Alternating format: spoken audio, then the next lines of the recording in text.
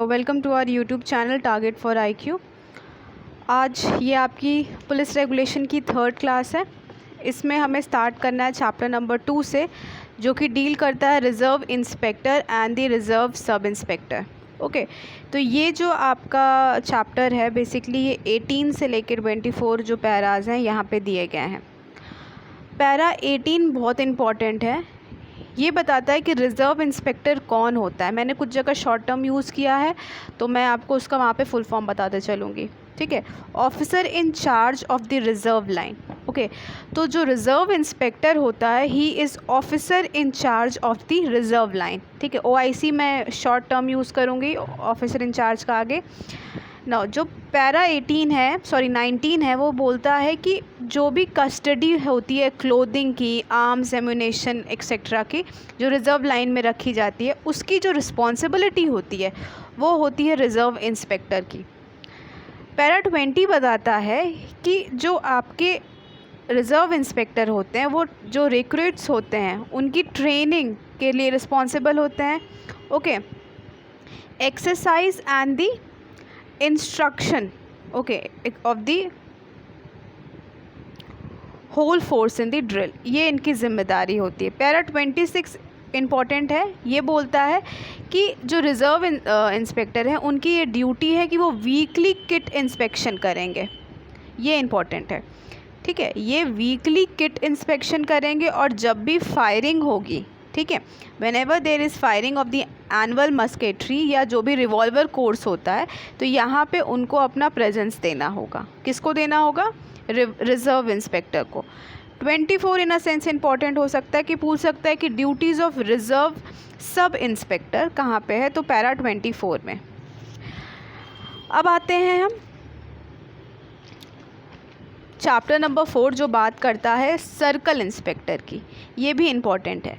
Circle inspector कैसे important है, देखिए पैरा 40 जो है कुछ प्रिंसिपल ड्यूटीज़ बताता है, वो यहाँ हम चेक कर लेते हैं। सबसे पहले ये जो भी इन्वेस्टिगेशन हो रहे हैं उसको सुपरवाइज़ करेंगे। ये एक जनरलाइज्ड ड्यूटी है। प्रिवेंशन ऑफ क्राइम है। Detective work in his police circle. ठीक है, तो इनकी जिम्मेदारी है कि डिटेक्टिव वर्क देखेंगे। Performance of their duty efficiently and honestly, तो ये भी एक जनरल ड्यूटी है। सारे पुलिस फोर्स जो कि मेंबर्स हैं उनकी ये जिम्मेदारी है। Maintain crime register for the circle and will receive copies of all the FIR, तो ये इम्पॉर्टेंट है। इनको अपने जो भी इनका सर्कल है उसमें जो भी क्राइम रजिस्टर है उसको उनको मेंटेन करना होगा, प्लस इनको सारी की सारी जो भी FIR की कॉपीज़ हैं उनको मिलनी चाहिए। ठीक है, उसके बाद what he will do, he will inspect all the police station in his circle once in a year.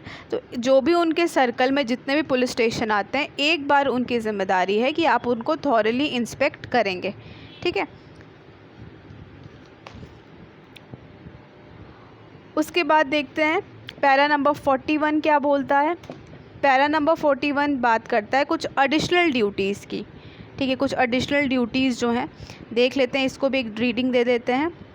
He will keep updating the superintendent, तो जो सर्कल ऑफिसर की ड्यूटी होती है कि वो टाइम टू टाइम जो है सुप्रिटेंडेंट को अपडेट करते रहेंगे। फिर इनकी दूसरी ड्यूटी ये है कि जो भी गवर्नमेंट की जो भी पॉलिसी या स्कीम आती है उसके प्रति अगर कोई डिसअफेक्शन है टुवर्ड्स द पब्लिक, ओके, तो वहाँ पे वो जो है इस चीज़ को तुरंत रिपोर्ट करेंगे। ठीक है, फिर है कि to take the command of the police force employed in suppressing a riot और otherwise actively maintaining order when he is the senior police officer present. ठीक है, ये इम्पॉर्टेंट है। क्या है ये, to inspect the shops licence under the arms and the explosive act. Okay, तो ये इम्पॉर्टेंट है। ओके, सो ये वेरी इंपॉर्टेंट। ये आपका MCQ ऐसे पूछ सकता है कि जो सर्कल इंस्पेक्टर्स होते हैं उनके ऊपर एडिशनल ड्यूटीज़ कौन इम्पोज करेगा, तो अथॉरिटी का नाम पूछ सकता है, तो वो है आपके इंस्पेक्टर जनरल। ठीक है, इंस्पेक्टर जनरल के ऊपर ये जिम्मेदारी आती है। Now coming to chapter number 5, ये बोलता है किसकी बात करता है, ये सब inspector and under officers of the civil police की बात करता है। 43 से लेके 64 तक ये डील किया है। नाउ दिस इज़ इम्पॉर्टेंट ये बोलता है, पैरा नंबर 43 बोलता है कि जो officer in charge of police station कौन होता है। ये पूछ सकता है कि who is the officer in charge of the police station, तो इसका आंसर है सब इंस्पेक्टर। ओके, ये भी इम्पॉर्टेंट है।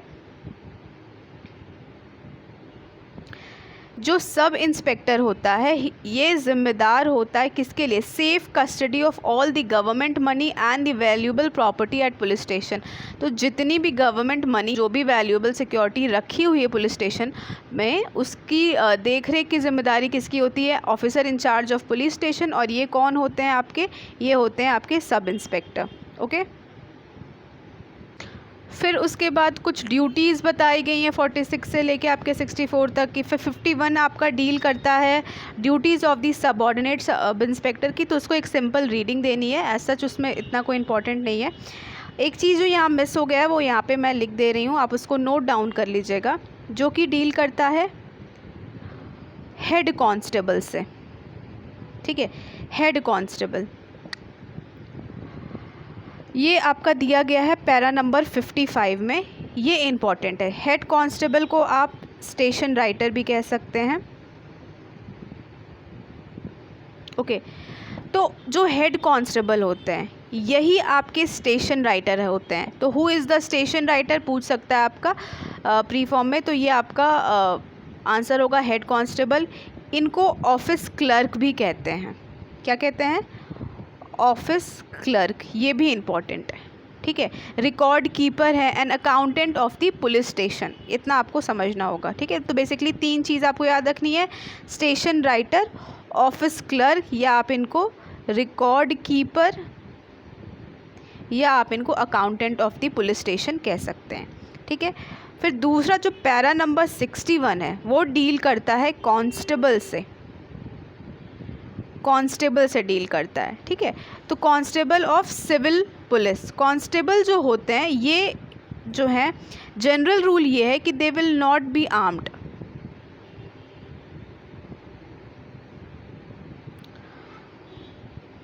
Except on the special occasion, ये इम्पॉर्टेंट है, except on the special occasion. Okay, तो ये इम्पॉर्टेंट है कि ये आर्म नहीं रहेंगे, बट कुछ ओकेजन्स पे इनको बोला जा सकता है। इनकी जो प्रिंसिपल ड्यूटी है प्रिवेंशन ऑफ द क्राइम है। ठीक है, अब उसके बाद हम आते हैं, ये पॉइंट छूट गया था, अब हम आते हैं चैप्टर नंबर 6 पे, जो बात करता है आर्म्ड पुलिस की। ये 65 से लेके 72 के तक का है। इनकी आर्म्ड पुलिस की क्या जिम्मेदारी होती है, protection of the treasuries, tehsil and lockup, escort of the treasuries, prisoners and the government property. ये जो ब्रांच होती है बेसिकली, ये जो इसका जो पूरा स्पेशल चार्ज होता है ये किसके अंडर होता है, DIG के अंडर होता है। ये इंपॉर्टेंट है, किसके अंडर होता है, DIG के। तो ये अथॉरिटी इंपॉर्टेंट है। ओके,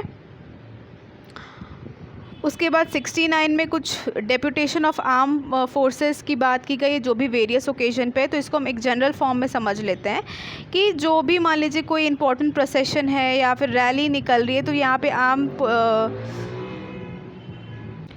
तो वहाँ पे इनको लगाया जा सकता है। ठीक है, और इनकी ज़िम्मेदारी किसकी होगी, देख रहे मतलब इनकी ड्यूटीज़ कौन लगाएगा, ये सारा काम सुप्रिटेंडेंट ऑफ द पुलिस का होता है। ठीक है,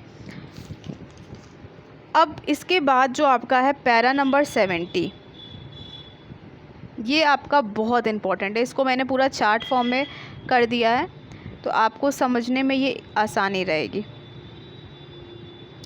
पैरा नंबर 70 बात करता है use of the force by the police against the crowd. तो इसका जो लीगल प्रोविज़न है वो कहाँ दिया है, ये दिया है आपका चैप्टर नंबर 5 और 10 ऑफ द CRPC। अब कौन कौन सी अथॉरिटीज़ जो हैं यहाँ पे फोर्स का इस्तेमाल कर सकती हैं, जनरल रूल ये है कि मजिस्ट्रेट करेंगे। अगर मजिस्ट्रेट नहीं प्रेजेंट है, कुछ एक्सेप्शनल सिचुएशन है, एक्सेप्शनल सर्कमस्टांसेस है, तो उसमें जो officer in charge of the police station होते हैं वो करते हैं। ठीक है, अब क्या होता है कि मजिस्ट्रेट का मतलब क्या है, यहाँ पे मजिस्ट्रेट तो बहुत काइंड ऑफ हैं।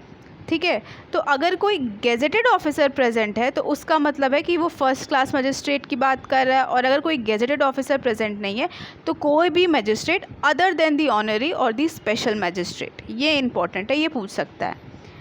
अब सिचुएशन आती है कि जब आपको फोर्स का इस्तेमाल करना है और उस सिचुएशन में मजिस्ट्रेट प्रेजेंट है, तो किसी भी असेंबली को हटाया नहीं जाएगा या उन पे किसी भी तरीके का फोर्स इस्तेमाल नहीं किया जाएगा जब तक ये मजिस्ट्रेट जो है इसकी परमिशन के बिना नहीं किया जाएगा। बट अगर मान लीजिए वो मजिस्ट्रेट प्रेजेंट ही नहीं है, तो उस केस में किसकी ज़िम्मेदारी आती है? तो उस केस में जो ज़िम्मेदारी आती है वो है सीनियर पुलिस ऑफिसर। ठीक है, सीनियर पुलिस ऑफिसर जिसके पास officer in charge of a police station की जैसे पावर्स हैं, वो पावर्स वो वहाँ पे देख सकता है मैटर को, उसकी खुद की ज़िम्मेदारी होगी।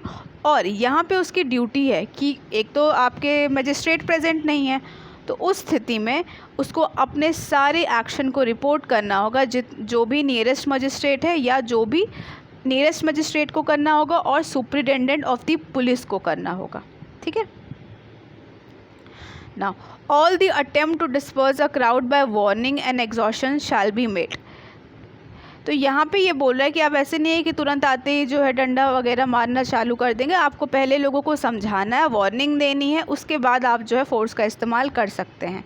ठीक है, अगर मजिस्ट्रेट प्रेजेंट है तो जो भी फोर्स का इस्तेमाल हो रहा है उसकी पूरी तरीके से ज़िम्मेदारी मजिस्ट्रेट की होगी। बट अगर मजिस्ट्रेट नहीं प्रेजेंट है तो यहाँ पे वो ज़िम्मेदारी सीनियर पुलिस ऑफिसर की होगी। किस तरीके का फोर्स इस्तेमाल करना है, कितना ड्यूरेशन होगा, ये सारी चीज़ें देखने की ज़िम्मेदारी सीनियर पुलिस ऑफिसर की होगी। और लीस्ट डेडली वेपन का इस्तेमाल करना है आपको। ठीक है, तो ये था आपका पैरा नंबर 70। अब हम देखते हैं चैप्टर नंबर 7 जो बात करता है आर्म्ड ट्रेनिंग रिजर्व की।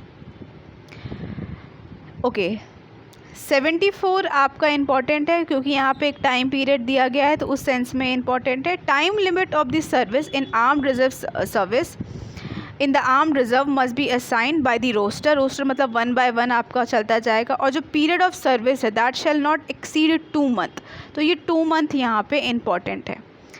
ओके, अब 75 बात करता है कि जो सुपरिटेंडेंट हो गए he can assign men on the leave to the reserve but the proportion of such men must not exceed 11 by 85 of the reserve। ये इम्पॉर्टेंट है आपका। अब हम आ जाते हैं चैप्टर नंबर 8 जो माउंटेड पुलिस की बात करता है 79 से लेके 88 तक। इनकी ड्यूटीज़ देख लेते हैं। ठीक है, patrolling road, escorting prisoners and the treasuries, conveying the communication of the special urgency, following up the criminals. ठीक है, ये सारी जनरल ड्यूटीज़ हैं।